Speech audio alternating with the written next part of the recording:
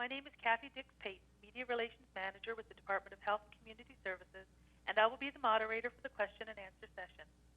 Joining us via Skype from Gander is the Honourable John Hagee, Minister of Health and Community Services. Dr. Janice Fitzgerald, Chief Medical Officer of Health, is joining us from the Government of Newfoundland and Labrador Media Centre in St. John. Please stand by. Our news conference will begin shortly.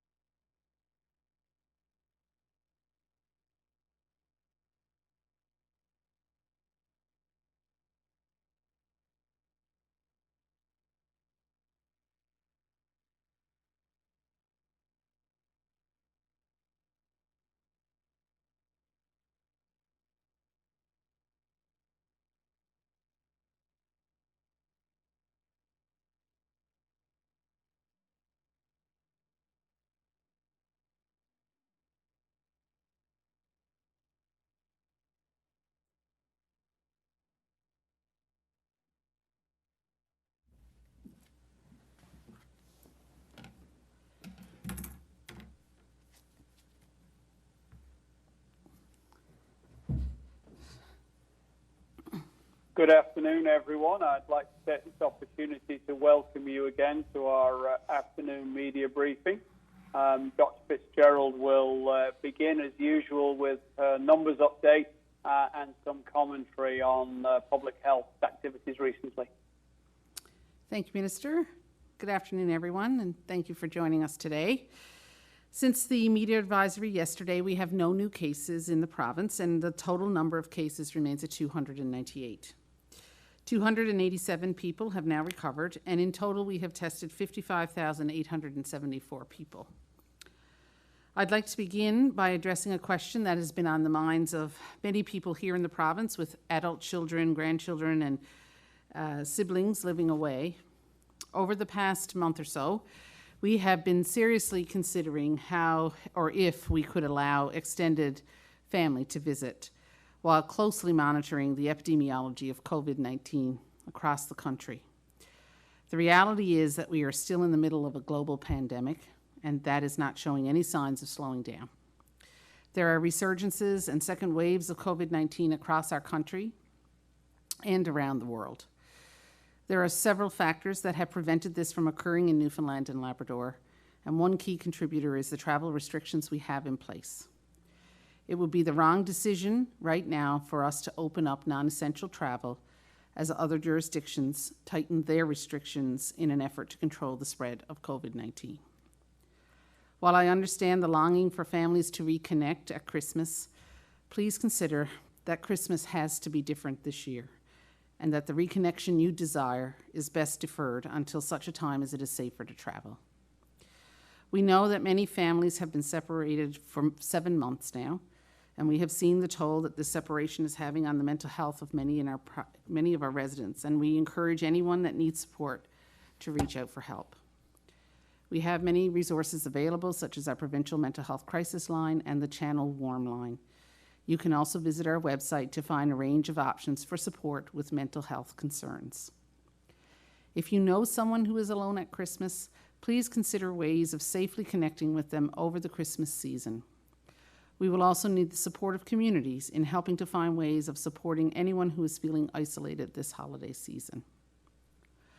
For those that are traveling to our province for essential reasons, please remember that we are not accepting a negative test result as a reason to grant an exemption from self-isolation. While this option is available to Newfoundland and Labrador rotational workers, the test is a safeguard, not a guarantee. This measure was put in place to balance the risks and benefits, recognizing that some rotational workers could never leave self-isolation at home. When a person contracts a virus such as COVID-19, it takes time for the virus to multiply in their body, and a test may not be able to detect the virus early on in the incubation period. 14 days of self-isolation for travelers entering Newfoundland and Labrador from outside of Atlantic Canada is the most effective defense we have to prevent the spread of imported cases of COVID-19 into our communities. We have seen how well it works over the past 6 months. I want to therefore take a few minutes to talk about what self-isolation looks like. Ideally, travelers should self-isolate in a separate location away from people who are not self-isolating, but we understand that this is not always feasible. So before planning to self-isolate in the same house as family, each traveler must determine if they have the ability to do so safely. This means the ability to use a separate bedroom and bathroom, and if that is not possible, if it is not possible to use a separate bathroom, it must be thoroughly disinfected after each use. You need to avoid close contact with people who are not self-isolating in the house. Ideally, you should be in a completely separate area of the home and not be in common areas of the home. of the home. This may mean that you have to have meals delivered to your door, for example. You should not use common items with others in the home, such as serving utensils, and any common touch points, such as doorknobs, should be disinfected after use. If you become symptomatic with COVID-19 symptoms, everyone in the house will have to self-isolate. Evidence suggests that older people and vulnerable people who are immune compromised or have other medical conditions are at more risk for severe COVID-19 disease. If possible, you should avoid self-isolating in a home with an older or vulnerable person. Under exceptional circumstances, if you are not able to use separate accommodations or your space is restricted, then everyone in the home will need to self-isolate together for 14 days. Please know that family members that have no exposure to COVID-19 are increasing the risk by isolating with a returning traveler.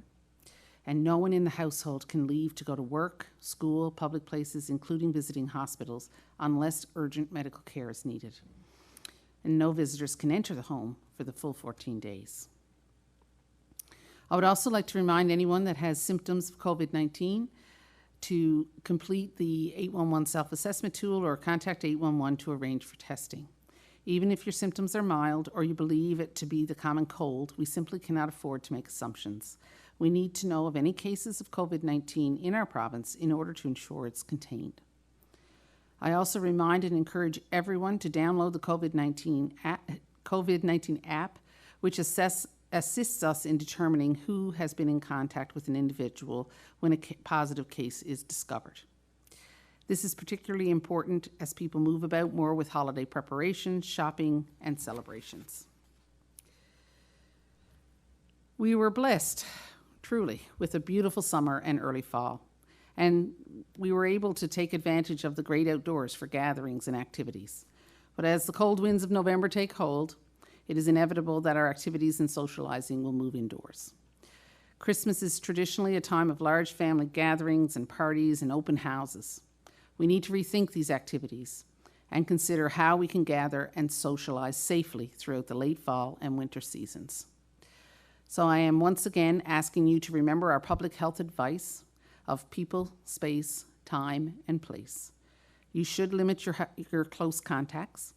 We are advising that your household have no more than 20 close, consistent contacts during the holidays. Limiting contacts reduces the spread of the virus. So remember, 20 for 2020. I know that parties and dinners are holiday traditions for most people. They are for my family as well. But this year we implore you to carefully consider the risks before you plan or attend a gathering. If you do organize a family gathering with family or friends, remember that outdoor activity is less risky than indoor activity. Ensure that you have enough space for everyone to distance themselves appropriately. If you only have enough space for 10 people to distance appropriately, then 10 is your maximum. Do not offer self-serve options such as trays of cookies, bowls of chips, and potluck-style meals. If there is food, one person should be designated to serve after washing their hands and putting on a non-medical mask. Ensure your bathroom is well stocked with soap and hand towels, and if you are sick, even if it may only be the common cold, stay home and do not invite others for a gathering in your house. To help you navigate Christmas with COVID-19, we have developed specific guidance, which will be on our website in the coming days. This also includes guidance for workplace celebrations, and I remind businesses and organizations considering planning a Christmas gathering to review the special measures orders. I know that shopping is a big part of preparing for the holidays, but I strongly encourage limiting your time in stores and avoid any crowded shops. If an aisle is busy, avoid that section until the path is clear. Remember to maintain at least 6 feet between yourselves and others outside your bubble. A mask does not replace physical distancing. There are still many holiday traditions that can carry on. They will just look different from last year. Caroling is permitted if singers remain outdoors at least 6 feet from individuals in the home and each other, and mummering should be limited to households of close contacts. I am pleased to say that we have determined that Santa Claus is an essential worker and is permitted to enter Newfoundland and Labrador. Visits with Santa in large public venues, such as shopping malls, are not recommended. Alternative options include virtual visits or phone calls with Santa, or even asking Santa to visit your house or family gathering. While not recommended, if Santa does visit a public space or any in-person events, they should be by appointment only, with no lineups forming. Individuals must maintain 6 feet between themselves and Santa. We can't have them getting sick. And this means no one can sit on Santa's knee, and Santa cannot hold small children. Although maybe not traditional, I encourage families to think of new ways to make Christmas special this year. I know this pandemic and the restrictions have been exceptionally hard. We have asked so much of you on each occasion, excuse me, throughout the year, and you have come through every time. And it is because of your diligence that we have such low case numbers and have been able to ease restrictions. We cannot let our guard down now. We need to stay the course. The best gift you can give your family and friends is a COVID-free Christmas. Outside of the holiday season and throughout the colder months, indoor gatherings should be kept to 20 people or less, provided, of course, the physical distancing can be maintained between bubbles. We must learn from the experiences of others in the country. They have seen the spread of COVID-19 into their communities in many places, and in many places the drivers for that spread has been social gatherings. Many of these areas have had to once again limit these types of gatherings altogether in an attempt to control the spread of COVID-19. We need to remain vigilant and continue to adhere to the tried and true. Wash your hands, stay home when you're unwell, and remember people, space, time, and place. As a recap for those who may have just joined us, we have no new cases. since yesterday's media advisory, and the total number of cases in the province is 298. I want to take the opportunity to thank everyone who has gotten out to get a flu shot already, and to remind those of you that haven't to do so. There are flu shot clinics available through your regional health authority, family physicians, and pharmacists. Please visit our website, timefortheshot.ca, for more information and to book an appointment. Take care, stay safe, and remember kindness. Thank you, Newfoundland and Labrador. Thank you very much, Dr. Fitzgerald. Before I make my own remarks today, I'd just like to draw people's attention to noteworthy events. Firstly, I'd like to recognise my virtual seatmate as this year's Newfoundland and Labrador Family Practitioner of the Year, and congratulate her on an award well deserved and well earned. The second is this is drawing to a close the end of Nurse Practitioners Week in Newfoundland and Labrador. We were, as a jurisdiction, amongst the first to pioneer meaningful engagement with nurse practitioners in primary care delivery, as well as in acute care in certain areas. I'd like to take this opportunity to recognise them for their work and to acknowledge their expanded role over the course of the last few years and wish them well. I have worked with many nurse practitioners over my career, and I have found them to be dedicated, passionate individuals who are determined to do the best for the people that they serve. It is day 250, a quarter of a millennium, and we are still in the middle of COVID-19. As someone said in the media today in another jurisdiction, the worst is yet to come. They were referring to their own home province, I think at the time of Manitoba or Saskatchewan. When Dr. Fitzgerald presents our numbers, one of the things we both look at and are both very conscious of is the national and indeed the global picture. As of yesterday, Canada nationally registered 4,000 new cases in one day. Ontario has broken its own daily record for new cases for the last 3 days and now stands at over 1,500 cases per day. Ontario and Alberta are cancelling elective surgeries to free up surge space in their acute care facilities. Alberta physicians and the Manitoba government are now considering the possibility of a 14-day circuit breaker lockdown, as they call it, where they actually shut everything except essential stores and essential work for a period of 2 weeks. This has been contemplated and I think indeed triggered in the UK. Only their period is actually 2 incubation periods for COVID-19, 28 days. We have an opportunity here to keep our lead by holding the line, as Dr. Fitzgerald says. It is really a time now where people, certainly outside the Atlantic bubble, and I would indeed argue anywhere, should seriously think about the need for them to travel. It is, no doubt, all the harder for those families like my own who have loved ones scattered between British Columbia, Ontario, and Newfoundland and Labrador. This is a time normally when we would look to reconnect physically, and that really and honestly is not safe. If you have a critical need for travel, obviously, that is a decision you must make, and we have a robust exemptions process to allow that to happen. So for family illness, for bereavement, for medical treatment, those are all perfectly understandable reasons for travel. But I would urge every one of us to seriously examine the need for discretionary travel of any kind. We have thus far protected ourselves in Newfoundland and Labrador, and I think those travel challenges for some have actually yielded a significant benefit. I think I would like to reiterate also Dr. Fitzgerald's comment for gatherings of 20 for the end of 2020.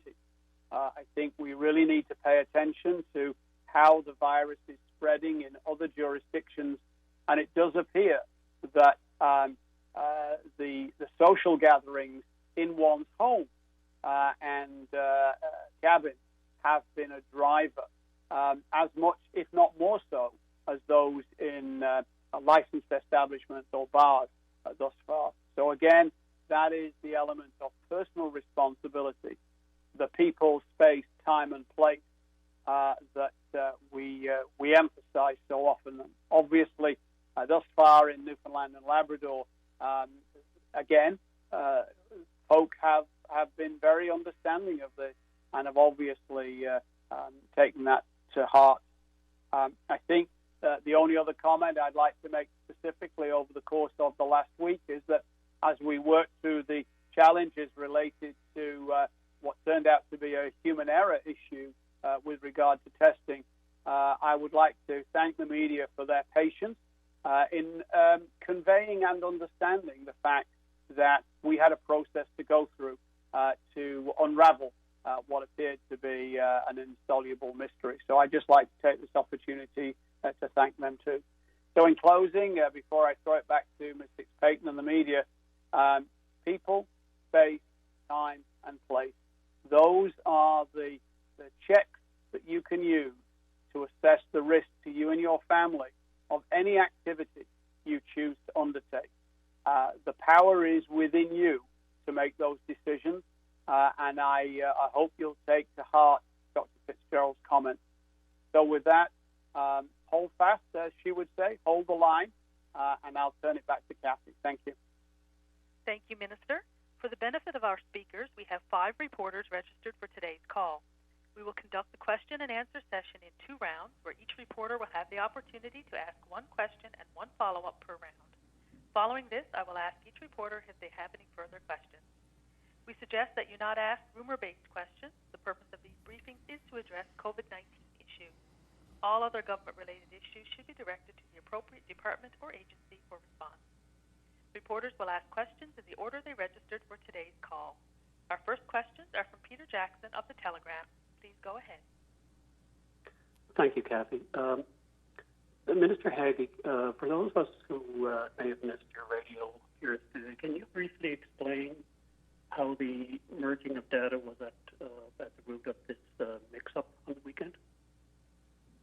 Certainly, Peter. Happy to do so. The test results are valid.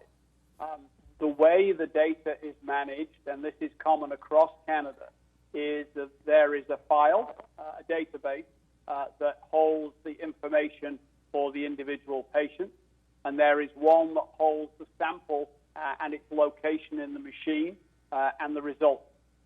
Those need to be reconciled currently manually, and when this was done on Sunday, Sunday's list of patients was reconciled against Saturday's list of results.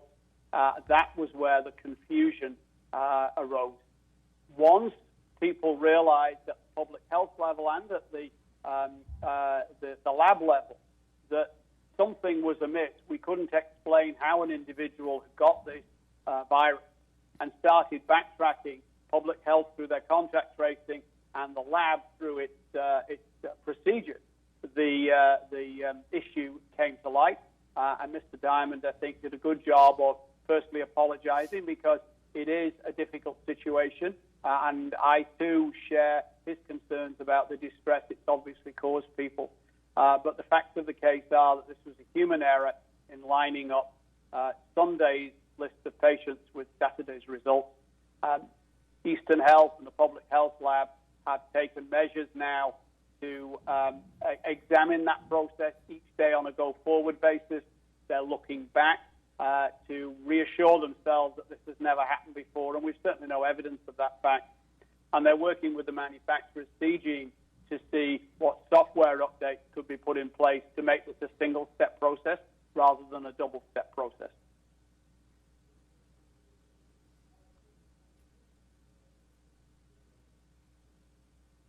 Peter, do you have a second question? Sorry, I went on mute again. Dr. Fitzgerald, the Teachers Association is upset with the decision by the English School Board to allow community use of schools does that decision go against public health advice? Sorry, to allow what in schools, Peter? I missed that. To allow community use of school property? So there have been guidelines put in place for the safe use of any property, and disinfection guidelines and things like that. So I can't speak to the operational parts of that within the school district, but as long as those guidelines can be followed, then the risk to the public should be low, and the risk to the school. Okay, but what I'm asking is, it doesn't go against any public health advice to It wasn't, that was a decision that the school district made initially. That was an operational decision that they made in the beginning, and once they got back into the school year and we're seeing how things went, I guess they made decisions based on that. I certainly don't want to speak for them, though. Oh, okay, thank you. Our next questions are from Peter Cowan of CBC News. Please go ahead. A couple of questions about the decision today around not loosening the rules around Christmas. If there are family members who want to be able to travel here and they're willing to do the 14 days of isolation to ensure that they don't have the disease, what's the risk then to the public to allowing them in? So it's not about one person, it's about many people coming in, right? So, you as an individual might say that you would adhere to that, but somebody else may not. It's really just about watching what's happening elsewhere and the risk of that importation. Certainly we're seeing numbers now that are higher, quite a bit higher than when we actually brought the travel restrictions in the first place. So, it's just not the right decision to make for the province on the whole at this point.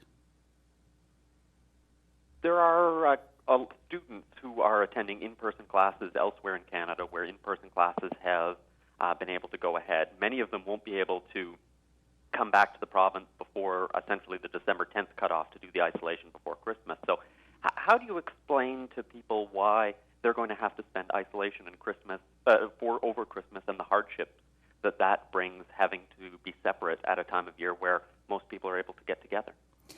Yes, we do recognize that it is difficult, but this has been a very difficult year. And, it's really about the risk of bringing that virus home and passing it on to someone you love, too. So you have to take that. That would be a great hardship if that happened to somebody, I would imagine.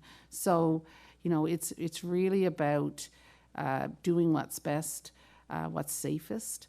And I think, students who are coming home need to see this as a vital part of helping to keep their community safe.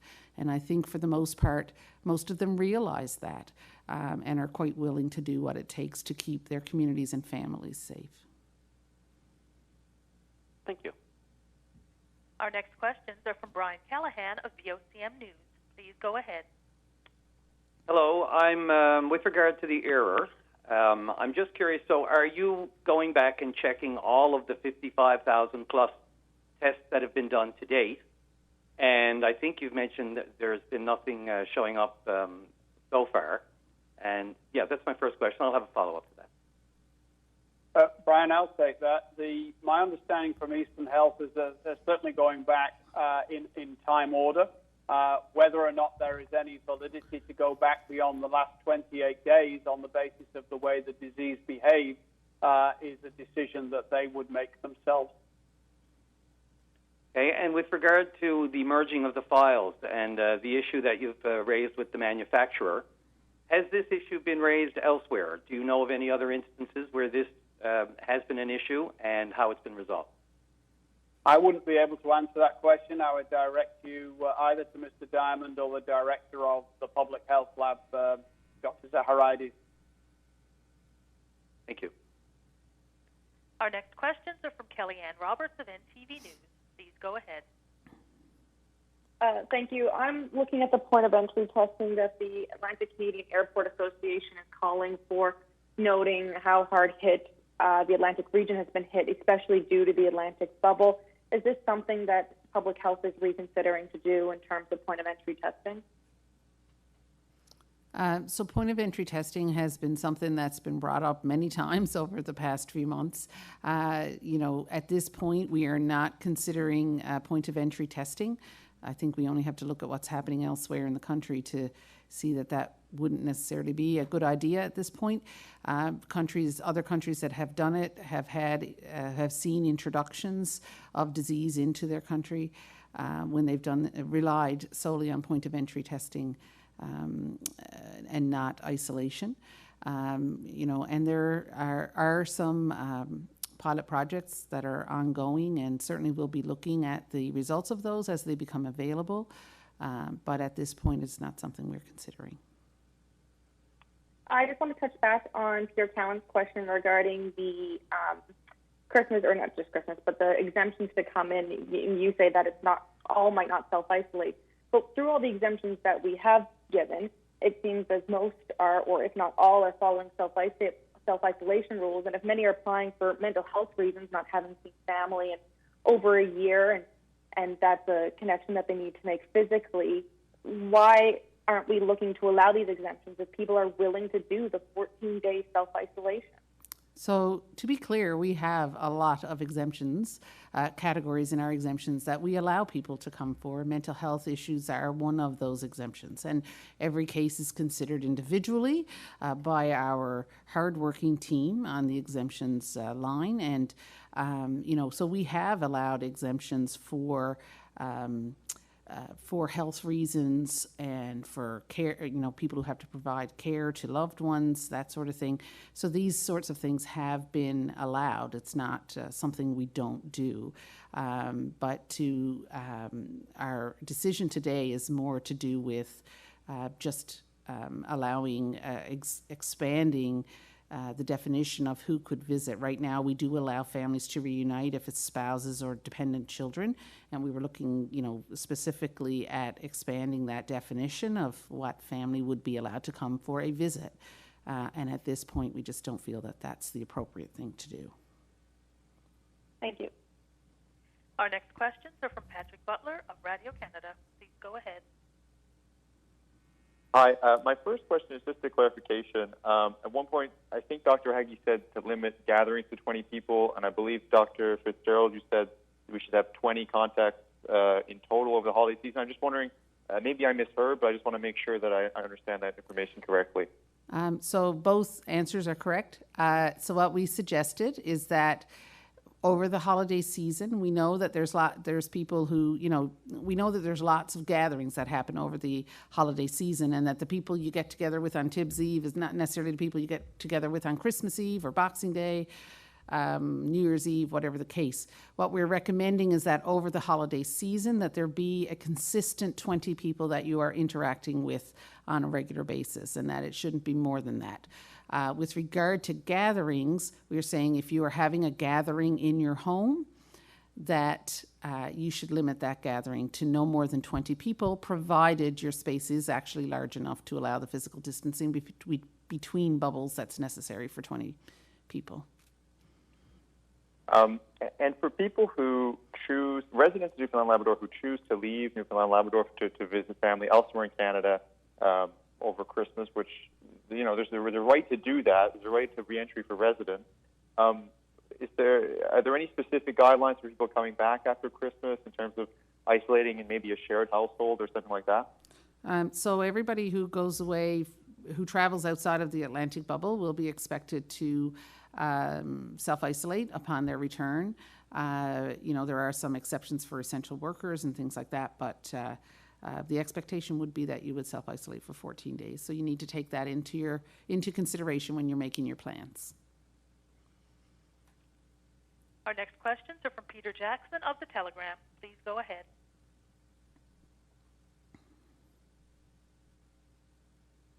Sorry about that. I wanted to ask about your guidelines for self-isolating, which you spelled out earlier, Dr. Fitzgerald. I'm wondering how it relates to a recent case of a rotational worker whose wife died and came home, wanted to be able to comfort their kids. And there's also a situation in Central summer where a family ended up getting COVID-19, including a very young, like an infant. You recommend not being in contact with family members. Is that a new policy? Because at the time, you seem to suggest that's really up to the discretion of the family. So for rotational workers, the rules, because of, the frequency of self-isolation, having to go and come back, you'll remember back in the summer, we actually relaxed the self-isolation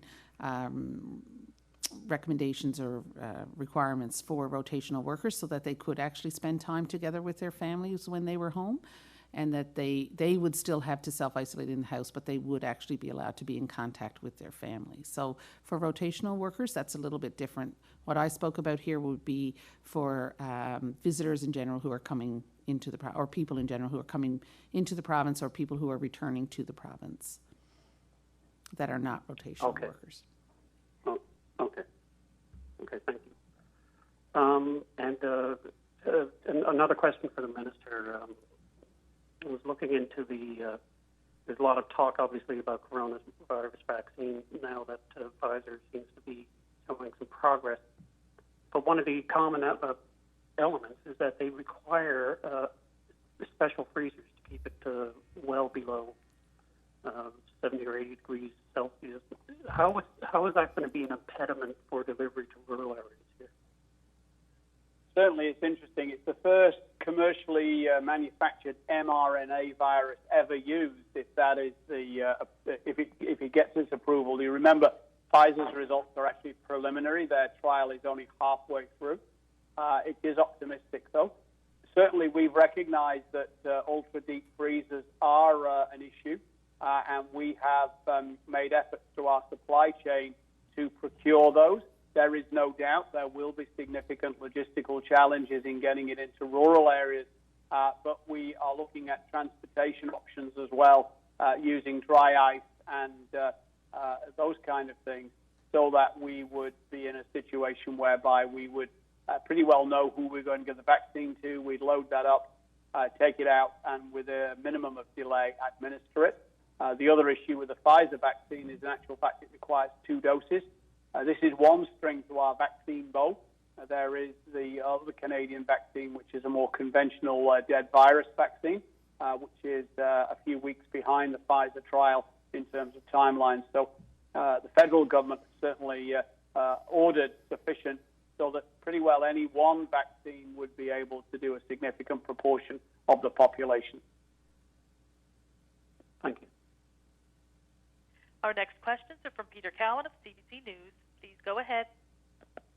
A question about screening for schools. In September, the rules were that you needed to have 2 of the main COVID symptoms in order to have to stay home. New guidance came out this week that says you only need 1 symptom. So, for example, if a kid has a runny nose, they have to stay home. Why the change? No, so the change actually was that if you had one symptom of fever or cough, then you were expected to stay home, and to that you would be recommended to get testing. And then it was any 2 of the others you would be recommended to get testing. We've always said that if people feel unwell, that they should stay home. We had a lot of questions regarding what if we only have 1 symptom, and our recommendation was that if you only have 1 symptom, that you stay home until 24 hours after you feel better. But that's not really new information. That's always been our recommendation. Sorry, just a little confused there, because the screening form that was sent out by the school board that had the public health logo in September said, don't come to school if you have 2 or more of these symptoms. That's right. And the one that was circulated this week says, if you only have 1 symptom in the big long list of number 2, stay at home. So that seems to be a change. Yeah, so our message has always been, if you feel unwell, you should stay home. And for a lot of people, if they feel unwell with a runny nose and it's not due to allergies, or if they have a headache and it's not due to migraines, headaches can also often be a symptom of a fever, and the fever is just not recognized. So our recommendation has been to stay home. It was just, we wanted to make it a little clearer and to be more forthright about that messaging. Okay, thanks. Our next question is from Brian Callahan of VOCM. Please go ahead.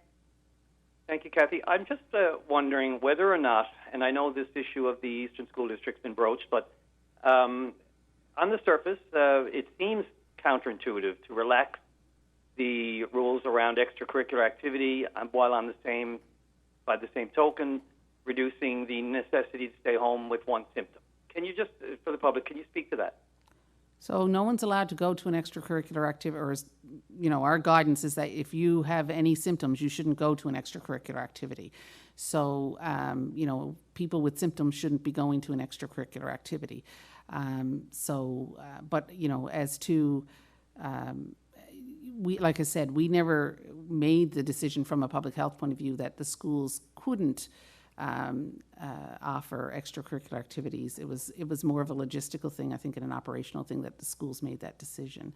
Our advice has always been to make sure that any facility that operates and hosts, any kind of activity, whether it's a sporting activity or whether it's guides or scouts or some other activity like that, there's cleaning that's done in between those activities with enough time to between groups coming into the facility to allow that cleaning. That's been our advice from the start. I think, Brian, I'd just like to jump in there Sure. just to reiterate that the change is not one from public health or from Dr. Fitzgerald's shop. The change is how the school board, the school district, are choosing to use their schools. Both were in compliance with the public health orders. It's they that have changed their approach, not public health that have changed their recommendations. And you have an opinion on that change? I am a supporter of Dr. Fitzgerald's approach as long as the measures that are required by public health are followed. I'm agnostic on whether or not the schools choose to do option A or option B. That's a question you best address to them. Thank you. Our next questions are from Kellyanne Roberts of NTV News. Please go ahead. Thank you. In speaking to the vaccine, Dr. Tam had noted who would be getting it first, mainly those who are in high social settings or could be super spreaders, frontline workers. Will we be following those same guidelines? So certainly these discussions have been ongoing for quite some time. They're called what we call priority groups, and that's a regular thing that happens. Last time we had a pandemic in H1N1, the same thing happened. Priority groups were determined who should get the vaccine first, and where the important, the most important groups that we had to target initially would be. That's still ongoing, and we have been a part of those discussions. We will continue to be part of those discussions. I think everybody across the country has agreed that, in principle, to the way that the vaccine should be distributed.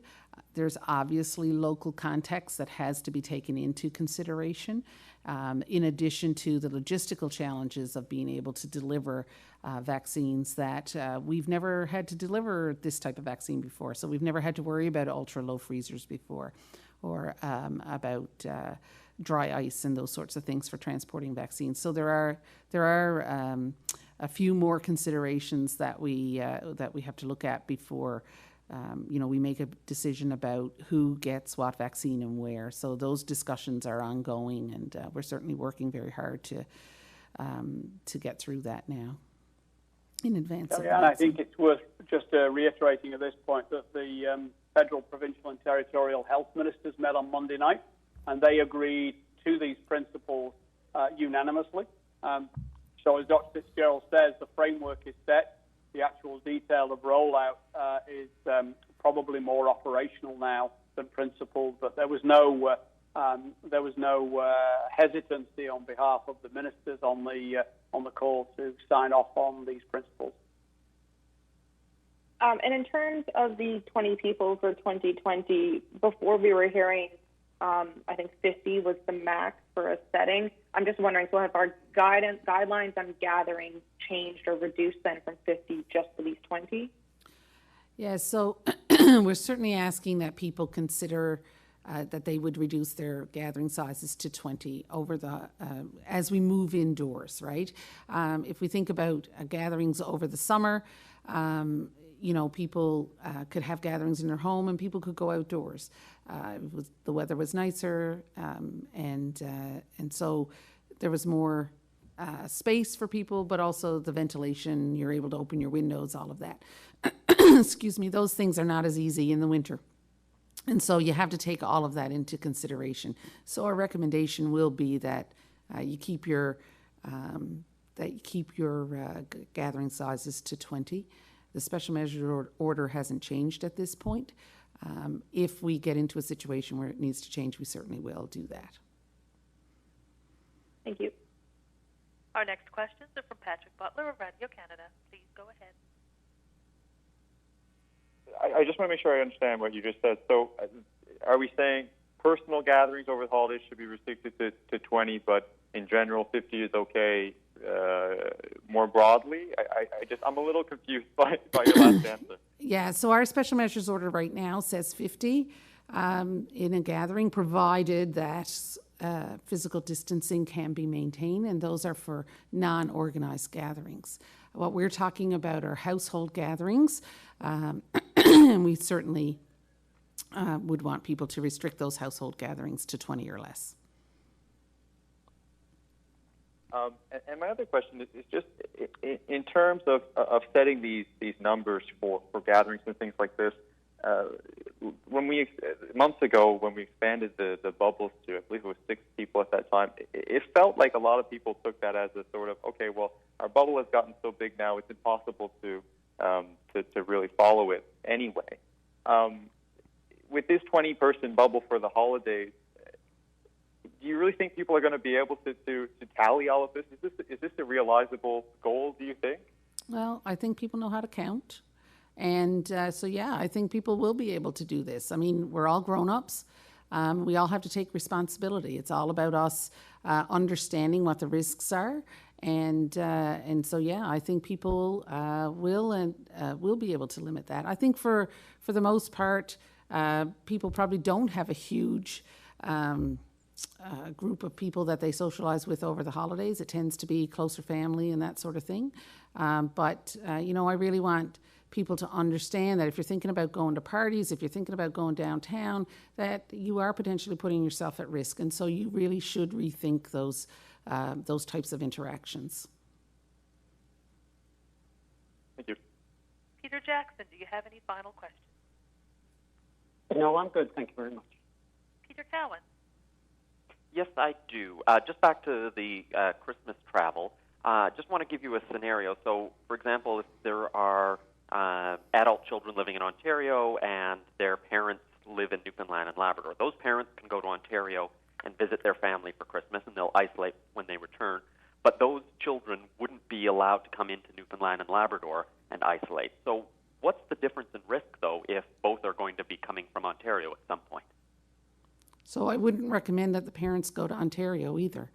That is what we're saying, that your travel really, you should really think about, is this travel essential? Do I need to put myself at this level of risk? Ontario, some areas of Ontario are seeing 400 and 500 cases a day in their district. So I really think that people need to consider whether or not they need to do that travel. So the risk is really the same. That person going to Ontario may actually be putting themselves at more risk, especially if they're going to be going out and about while they're visiting, and depending on where they might be going to visit. So, our recommendation would be that you really avoid discretionary travel and that it should be restricted to essential travel.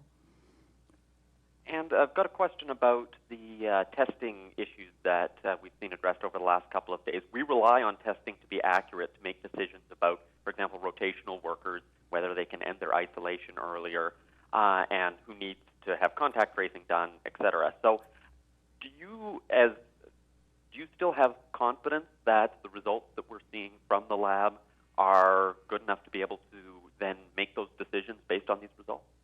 Yes, I do. Sorry, Shannon. Sorry. I certainly have confidence in the lab.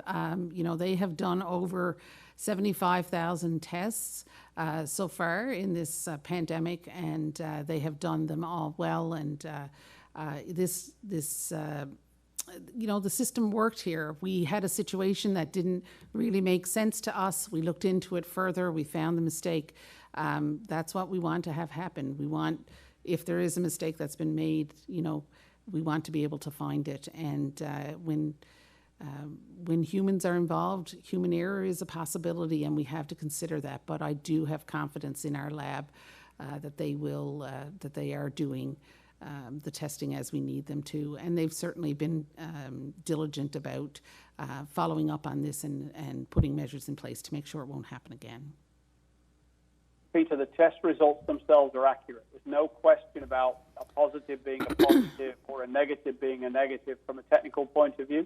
This issue was simply the error in identifying who that sample belonged to because of the way CGene have designed their machine. Thank you. Brian Callahan, do you have any further questions? Yes, just curious as to if there are any confirmed cases of the flu yet this season, and how is the supply of the vaccine? As of right now, I'm not 100% sure of the numbers. We can certainly get that for you. I haven't heard of any major outbreaks or anything like that of influenza, and typically we don't see much influenza until the end of December, early January. And even then, sometimes it's later in January before we see a lot of flu. That's just the benefit of being on this side of the country, I guess. The flu vaccine, we have plenty of flu vaccine for everybody who wants some, who wants a vaccination. Thank you. Kellyanne Roberts. Yes. Mine is in regards to the gathering sizes. I understand them changing, or the idea to change because we're moving inside. But what do you say to those who say we have 7 active cases, most, if not all, are travel related, so they've been self-isolating since their return? If there's no proven community transmission, what is the difference in 20 people and 22 people, or me going out and eating out rather than having these 22 people in? So I'll say what I've said from the beginning, that just because, it's not the cases that we know about that we're worried about, it's the cases we don't know about. So, there can always be cases that we don't know about, and people can do everything right and still come down with this virus, and they can still spread it. We know that people can be asymptomatic and they can spread this virus. We know that some people have presented with symptoms after the 14 days. That has happened in a small percentage of people. So we do have to consider that the virus can be injected into our communities. So, the best way to reduce the spread is to practice good public health measures. Kellyanne, 26% of our positive tests in the study that we did for the workers pilot, 26% of them were positive on day 8 or later, and 11% were positive after day 14. So that is not 100% foolproof. Thanks. And Patrick Butler, do you have any further questions? Yeah, I just have one. I just want to compare to the other members of the Atlantic bubble. To your knowledge, are other provinces having the same rules about entry of family members for the holidays? By my reading, it seems that Newfoundland seems to have the strictest rules of the 4 provinces. Certainly, other provinces made changes earlier in the year that allowed some people to visit, but it is still a fairly extensive process to be able to get to visit somebody in those provinces. But, at this time, we just don't feel that it's the right time to make those sorts of changes. Thank you. Minister, did you have any final words before we close today's briefing? Yes, thanks very much, Kathy. Thanks for all the questions. My writing, being a physician, was so bad on my list at the beginning, I missed a line, which it's also Medical Radiation Technologist Week, and they are another segment of a very complex machine. They are highly skilled. They provide therapeutic radiation, so radiation treatments for by and large for cancers, and having had many patients who benefited from their services, I think it would be really bad of me to have missed them off the list for today. So I apologize that I'll close with you, saving the best till last. And until next week, thank you very much, Kathy. Another excellent meeting. Thank you very much for tuning in, and please enjoy your evening.